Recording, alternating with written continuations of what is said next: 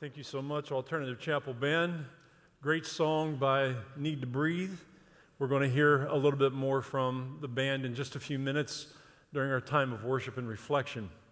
But I love this song because it's honest about how we look for attention in all the wrong places, how we keep looking for the light, but we keep winding up in the shadows.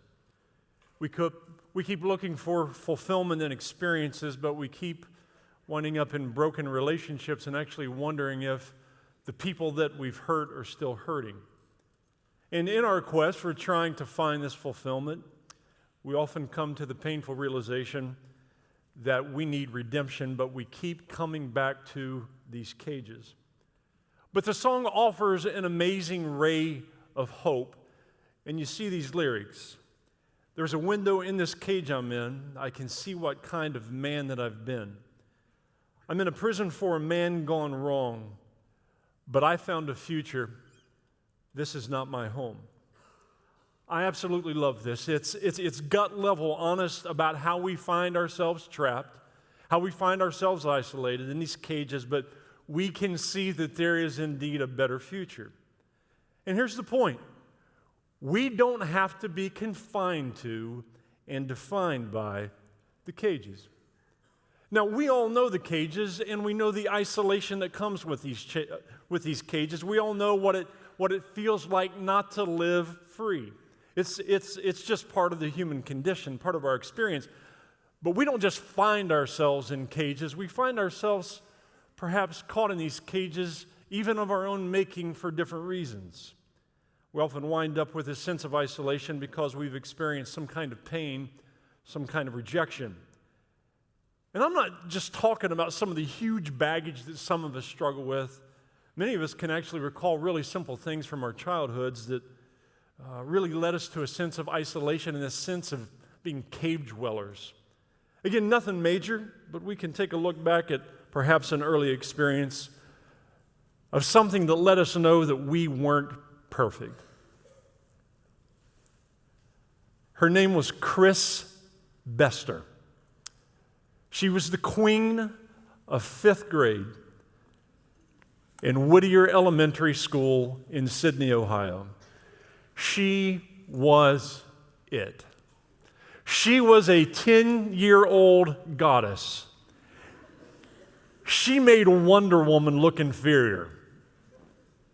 Chris Bester, just think of her name. Her last name was Bester, better than best. She was beautiful. She was rich and she was popular, and she always wore the coolest clothes, and her parents were still married. And on the other hand, there was Mike Hayes. Homely, overweight, uncool dork. My parents were divorced. We had a lot of baggage. While Chris was the epitome of fashion, the fashionista, I was wearing my brother's hand-me-down clothes. And I mean, if all of that wasn't bad enough, I was a bus rider. And I also grew up Church of God in the North. Now, if you don't know that, growing up Church of God in the North usually means you're kind of weird. They all laughed at me because I couldn't square dance in gym class because it was against our religion. To put it plainly, Chris Bester was out of my league. But one day, one of her friends let me know that Chris liked me. Now, being the total dork that I was, I had no idea how to respond. And after passing out, I asked my friends for some guidance. They told me, ask her to go with you. I'm like, go with me where?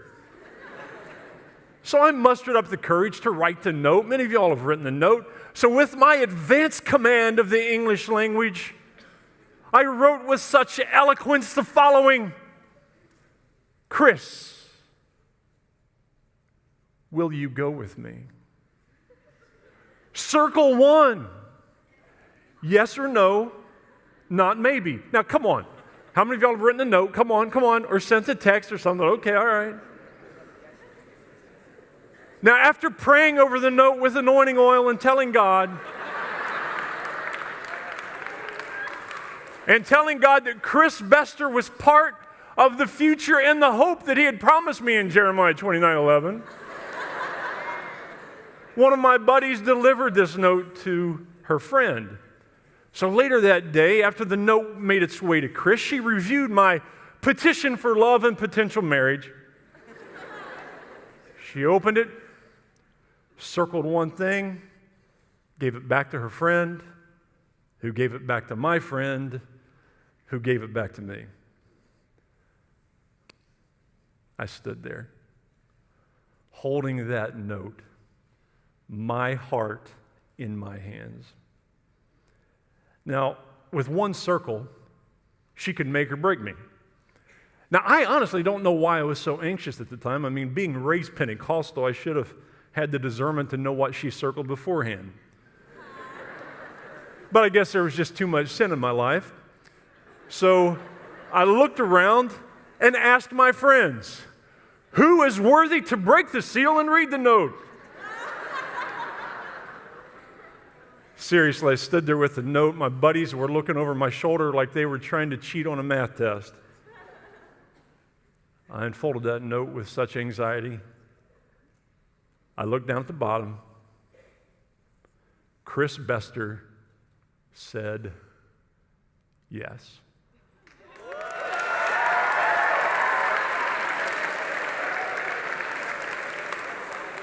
I was finally somebody.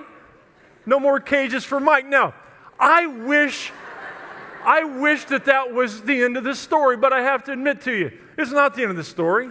Fast forward 2 whole days. Chris dispatched Liza, her friend, to share the news. After 2 days of being the king of 5th grade, Liza had come to take my crown. Chris summarily dumped me.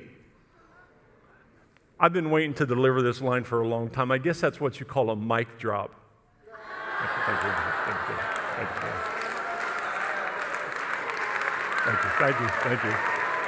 Thank you. Just for that one, you get double chapel credit today. That's all I'm going to say. Now, come on. We all knew it was coming. I mean, the average length of those 5th grade romances was about a week. But I couldn't stand it. After the pain of the initial shock, I had to go back and ask Liza why. Liza told me something that stung my 10-year-old heart. She said, Mike, the only reason that Chris decided to go with you is because she felt sorry for you.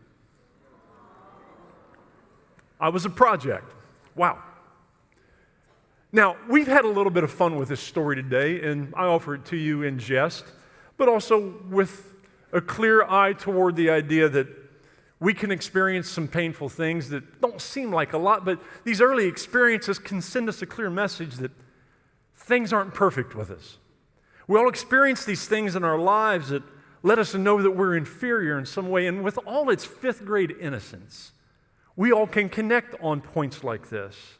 Many of us can connect on points like this, but with stuff that's so much more serious. We're not talking about the little bumps and bruises in life. We're not talking about, the Chris Bester scenarios of the world. But let's be honest, some of us carry some really significant baggage. And I think it's critical for us to be honest about this, particularly as we start this year off together, so hopefully we can make some changes together. So what do we struggle with? What leads us to live in the cages? What leads us to not live in God's love and His freedom? Well, some of us have some pretty significant scars from previous relationships. Maybe the struggles from a previous dating relationship continue to hang over our heads. Maybe some of us still don't know how to process the loss of a relationship that broke our hearts. Perhaps some of us are sitting here still reeling from the wounds that we suffered from a friend stabbing us in the back. Some of us carry other types of wounds and work through other types of loss. Some of us have lost significant people in our lives because of death. Some of us have lost significant people in our lives because of emotional distance. And let's be honest, many of us are struggling with a loss of sexual innocence here today. And lots of students struggle with a sense of the loss of identity, this pain of not knowing who I am. And many of us carry other wounds from our childhoods. Maybe we carry the wound of the injustice of racial and gender prejudice and discrimination. Will this ever change? Perhaps we sit here wondering how to deal with family dysfunction and perhaps the pain of divorce. We've had this amazing start to the school year. You've been here a few days. How can we leave the family junk behind? How can somehow God give us a pastectomy, a familyectomy? Just cut it off, leave it behind. God, I want to leave that stuff behind. Man, I'm going to leave.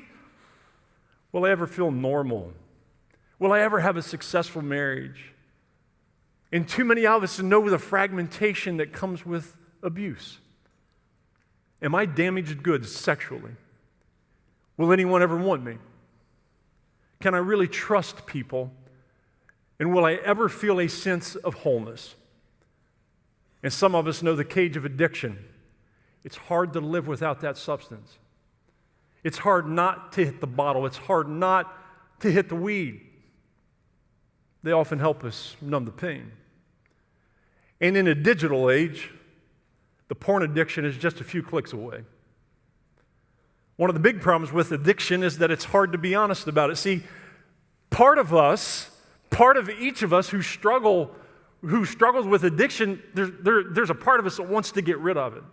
But there's also a part of us that doesn't want to let that go. Now, the point of talking about all this stuff, Lord knows, is not to depress us, particularly at the beginning of the year. But the point is that fear, pain, and these cages are part of the human journey, and no one is immune from these experiences. So then how do we deal with these cages?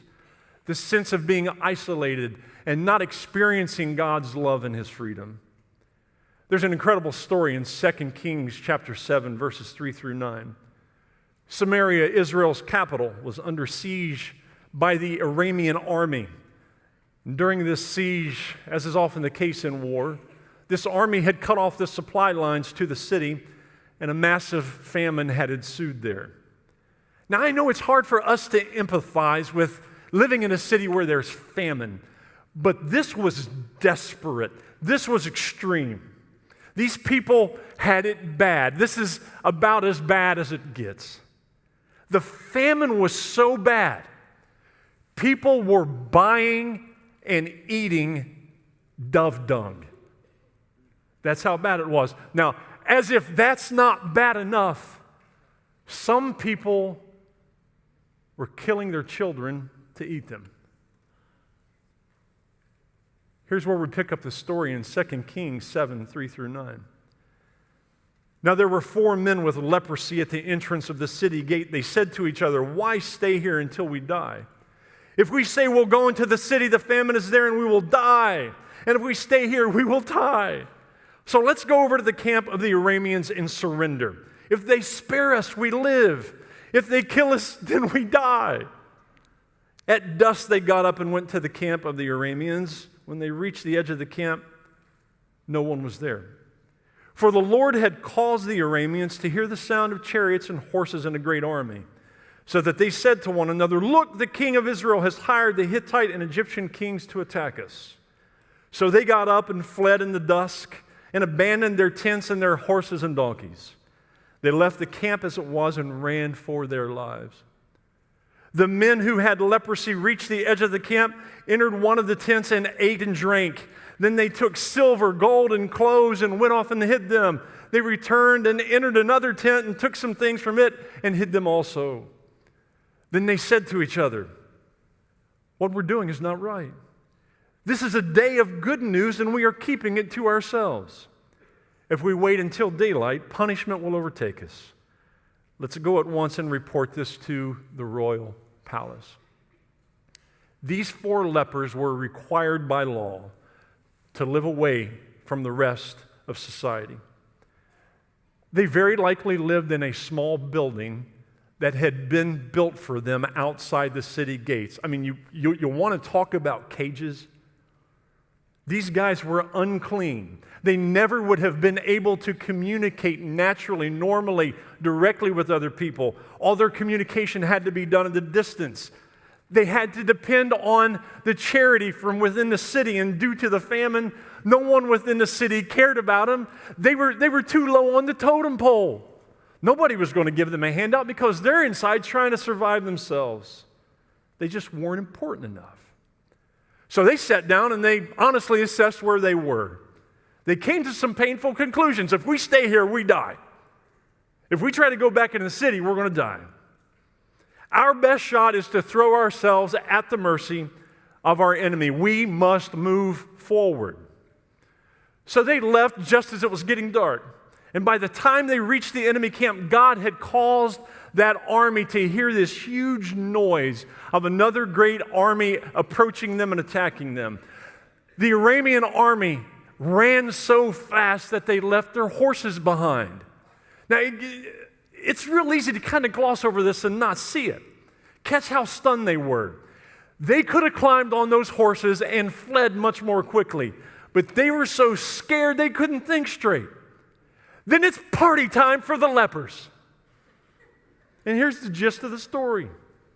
These outcasts, these nothings, these unclean people were delivered from their hunger because they moved forward and God created a great noise. And more importantly, God used them for a greater purpose to bring deliverance to the famine-stricken city. So how about us? How many of us honestly feel like a leper outside the city? How many of us feel like we can't live in freedom because of the cages that we're stuck in? Maybe some of us, even at the beginning of a school year, maybe you've been waiting for years to show up at Lee, but you find yourself at a point of desperation. Perhaps you're a new student and you thought you left all that stuff behind, but it's already started to creep back in and it's finding you again. Maybe you're a returning student and have just kind of gotten a little too used to your stuff. So how can we deal with it? I think there are a few truths from 2 Kings 7, and I think they're things that if we learn them, we can apply them, they're going to change our lives. There are a few key ideas I want to share with you. They honestly acknowledged their condition and their situation. After they were honest with themselves, they took a risk and they moved forward.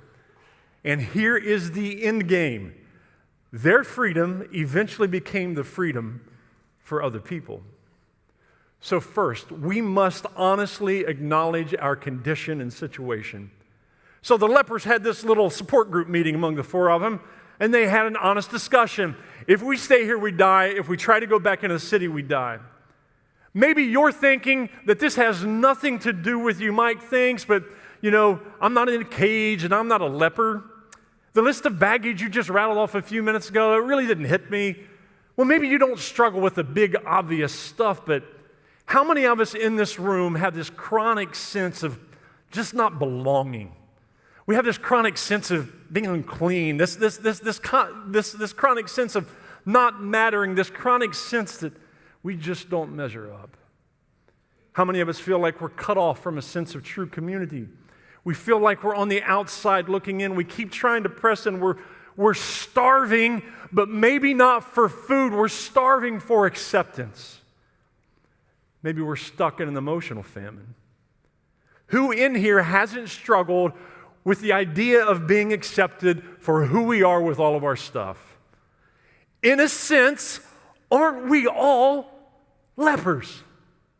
We're all broken people. So for the process of healing to begin, we've got to admit where we are, and we've got to be honest about the cages. But once we come to terms with where we are, we have to take the risk and move forward. Now here's how this plays out for us. If we stay stuck in our pain and keep avoiding our fears, we will never live in the freedom of God's love. We even run the risk of getting comfortable in our dysfunction. We get used to our cages. Some of us are so convinced that the mistakes that we've made in our lives will lead us to a life sentence, so we might as well just kind of accept it and let it define us. And oh, how we wish we could go back to the past and change things. If we could somehow go back in time and stop things from happening. If God would only change the past for us. How many of us are so focused on the pain from the past that we have little or no direction for the future? But we can't live life walking into the future backwards. Just like the 4 lepers, we have to realize that we can't stay where we are or go back. The only option is to go forward. But moving from where we are might just be the scariest thing that we ever do. We might be hesitant to move because we've learned to relate to other people because of our stuff. Oftentimes, again, we get comfortable in our dysfunction. We get used to it.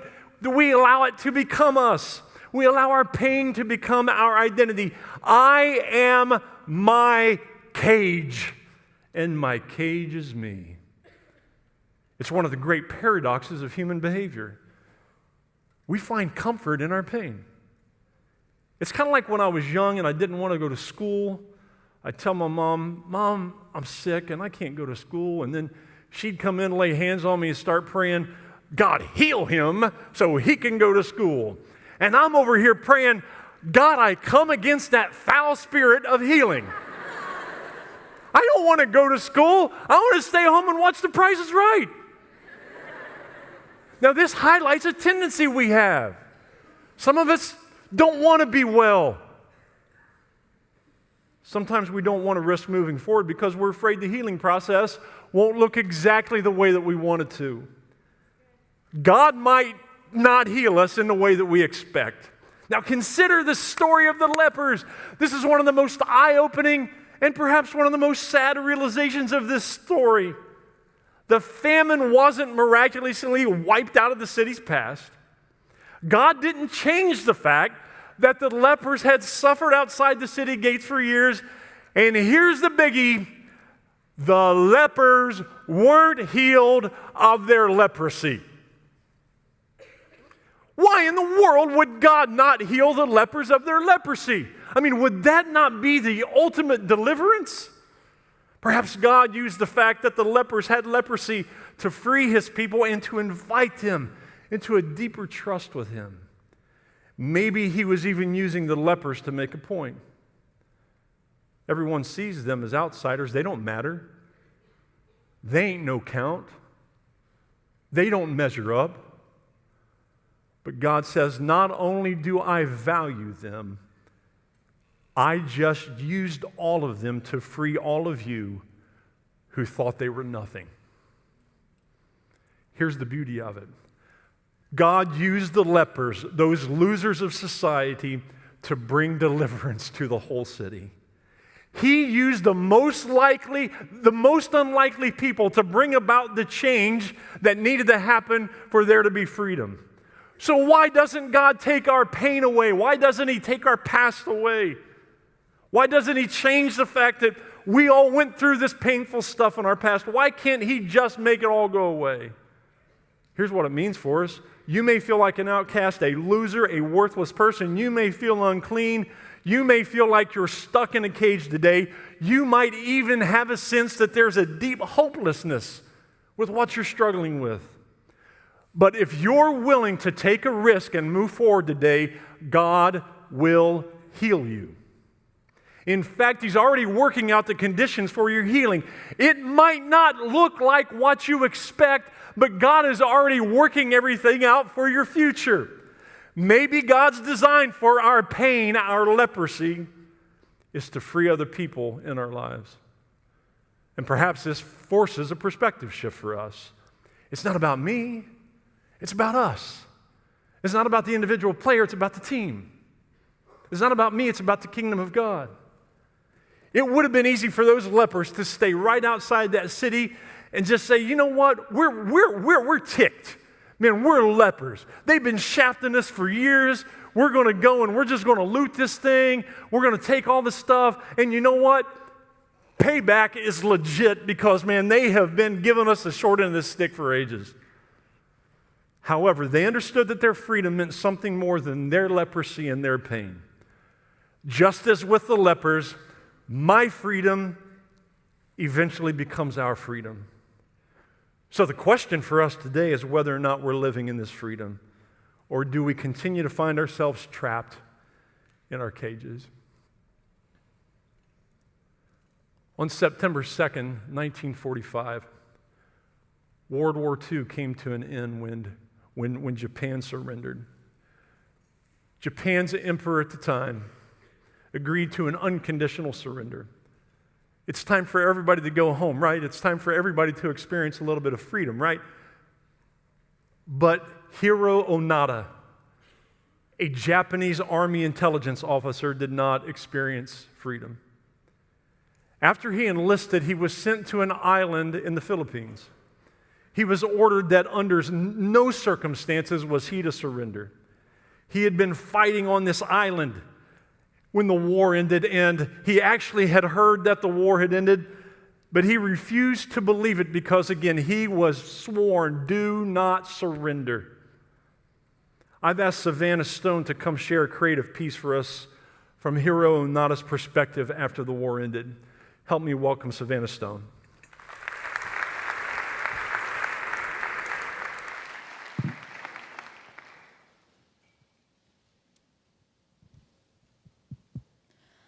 So it's March 19th, 1922, and a boy is born in Japan. He's a warrior born to warriors, destined to be invincible. They named him Hiro. How appropriate. Fast forward 22 years, World War II calls for Hiro to be discharged to the Philippines, trained in guerrilla warfare. He's given orders to never back down until released directly by his commanding officer, and with this, he steps into battle. This is day one. Days 2 through 300, Hiro fought, and he fought, but the enemy fought harder. And by day 301, Japan announced its surrender. By September, the treaties were signed. October comes, and soldiers resigned. By December, orders to surrender are literally dropped from the sky, and yet Hiro doesn't budge. He refuses to back down. Convinced he knew better, this invincible soldier won't accept that the war is over. The news must be propaganda. It's a trap for which he will not fall, and so he stayed. And by day 700, 4 soldiers remained, and they vowed to keep on fighting for their country, for their honor, for their name.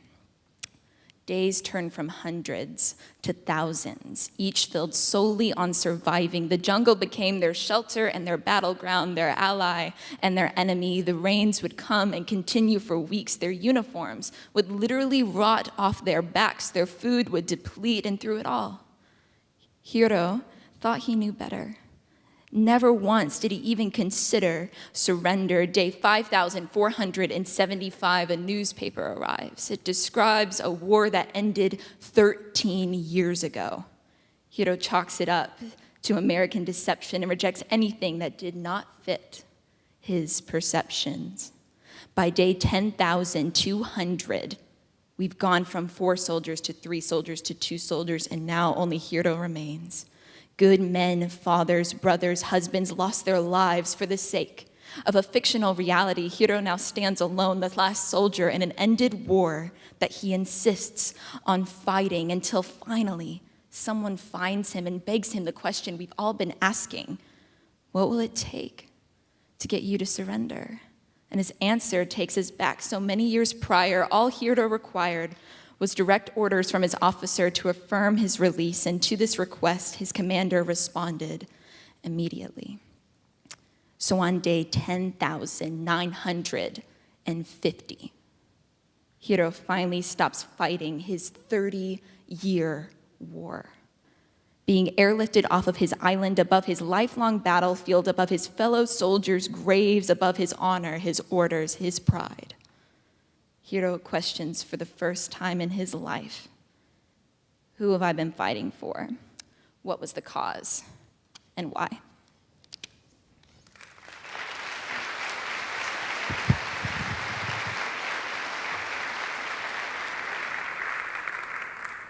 Hiro Onada was fighting a war that ended 30 years earlier.